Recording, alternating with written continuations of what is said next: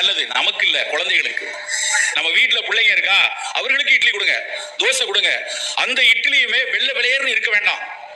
உங்க வீட்டுல சாப்பிடுற இட்லி வெள்ளையா இருந்ததுன்னா பிரச்சனை அங்க ஆரம்பிச்சிருச்சுன்னு அர்த்தம். வீட்டுல இருக்கிற இட்லி நல்ல சாம்பல் கலர்ல சிகப்பு நிறத்துல இருந்தா சிறந்த இட்லி.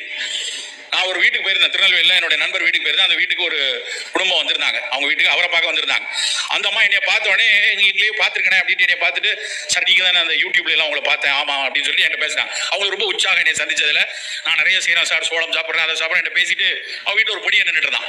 அந்த பையனை கூப்பிட்டு அவன் ஒரு போனை பார்த்துட்டு இப்படி நோண்டிட்டு பக்கத்தில் நின்றுட்டு இருந்தான்.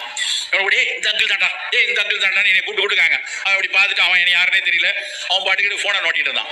அப்புறம் அந்த அம்மா கூப்பிட்டு, நம்ம வீட்டில் இந்த கம்பு தோசை எல்லாம் சுடுவோம்ல, இந்த அங்கிள் தாண்டா சொன்னாரு அப்படின்னு நான் சொன்னான். உடனே டக்குன்னு என்ன அப்படி முறைச்சு பார்த்து, இட்லி நல்லது, நமக்கு இல்ல, குழந்தைகளுக்கு.